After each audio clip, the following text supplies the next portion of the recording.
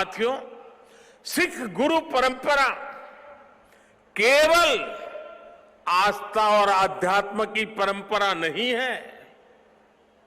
ये एक भारत श्रेष्ठ भारत के विचार का भी प्रेरणा पुंज है। हमारे पवित्र गुरु ग्रंथ साहब से बड़ा इसका उदाहरण और क्या हो सकता है। इसमें सिख गुरुओं के साथ साथ भारत के अलग अलग कोणों से 15 संतों और 14 रचनाकारों की वाणी समाहित है। इसी तरह आप गुरु गोविंद सिंह जी की जीवन यात्रा को भी देखिए। उनका जन्म पूर्वी भारत में पटना में हुआ। उनका कार्यक्षेत्र उत्तर पश्चिमी भारत के पहाड़ी अंचलों में रहा और उनकी जीवन यात्रा महाराष्ट्र में पूरी हुई। गुरु के पंच प्यारे भी देश के अलग अलग हिस्सों से थे और मुझे तो गर्व है कि पहले पंच प्यारों में एक उस धरती से भी था, द्वारिका से, गुजरात से, जहां मुझे जन्म लेने का सौभाग्य मिला है। व्यक्ति से बड़ा विचार, विचार से बड़ा राष्ट्र, राष्ट्र प्रथम का यह मंत्र गुरु गोविंद सिंह जी का अटल संकल्प था। जब वो बालक थे तो ये प्रश्न आया कि राष्ट्र धर्म की रक्षा के लिए बड़ी बलिदान की जरूरत है। उन्होंने अपने पिता से कहा कि आपसे महान आज कौन है, ये बलिदान आप दीजिए। जब वो पिता बने तो उसी तत्परता से उन्होंने अपने बेटों को भी राष्ट्र धर्म के लिए बलिदान करने में संकोच नहीं किया। जब उनके बेटों का बलिदान हुआ तो उन्होंने अपनी संगत को देखकर कहा, 4 मुए तो क्या हुआ, जीवत कई हजार। अर्थात मेरे 4 बेटे मर गए तो क्या हुआ, संगत के कई हजार साथी, हजारों देशवासी मेरे बेटे ही है। देश प्रथम, नेशन फर्स्ट को सर्वोपरि रखने की ये परंपरा हमारे लिए बहुत बड़ी प्रेरणा है। इस परंपरा को सशक्त करने की जिम्मेदारी आज हमारे कंधों पर है। साथियों, भारत की भावी पीढ़ी कैसी होगी, ये इस बात पर भी निर्भर करता है वो किससे प्रेरणा ले रही है। भारत की भावी पीढ़ी के लिए प्रेरणा का हर स्रोत इसी धरती पर है। कहा जाता है कि हमारे देश भारत का नाम जिस बालक भारत के नाम पर पड़ा वो सिंहों और दानवों तक संहार करके थकते नहीं थे। हम आज भी धर्म और भक्ति की बात करते हैं तो भक्तराज प्रहलाद को याद करते हैं। हम धैर्य और विवेक की बात करते हैं तो बालक ध्रुव का उदाहरण देते हैं। हम मृत्यु के देवता यमराज को भी अपने तप से प्रभावित कर लेने वाले नचिकेता को भी नमन करते हैं, जिस नेत्री नचिकेता ने बाल्यकाल में यमराज को पूछा था, व्हाट इज डेथ, मृत्यु क्या होता है।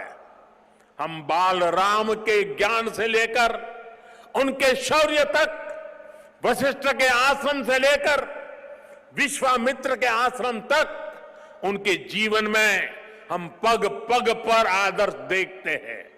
प्रभु राम के बेटे लवकुश की कहानी भी हर मां अपने बच्चों को सुनाती है।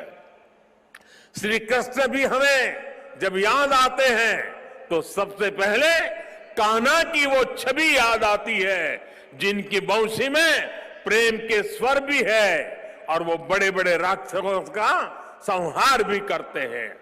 उस पौराणिक युग से लेकर आधुनिक काल तक वीर बालक बालिकाएं भारत की परंपरा का प्रतिबिंब रहे हैं। लेकिन साथियों, आज एक सच्चाई भी मैं देश के सामने दोहराना चाहता हूं।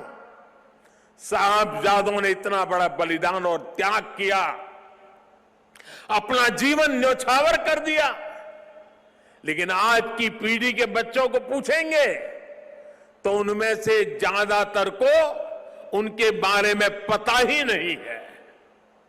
दुनिया के किसी देश में ऐसा नहीं होता है कि इतनी बड़ी शौर्य गाथा को इस तरह भुला दिया जाए। मैं आज के इस पावन दिन इस चर्चा में नहीं जाऊंगा कि पहले हमारे यहां क्यों वीर बाल दिवस का विचार तक नहीं आया, लेकिन ये जरूर कहूंगा कि हम नया भारत दशकों पहले हुई एक पुरानी भूल को सुधार रहा है। किसी भी राष्ट्र की पहचान उसके सिद्धांतों, मूल्यों और आदर्शों से होती है।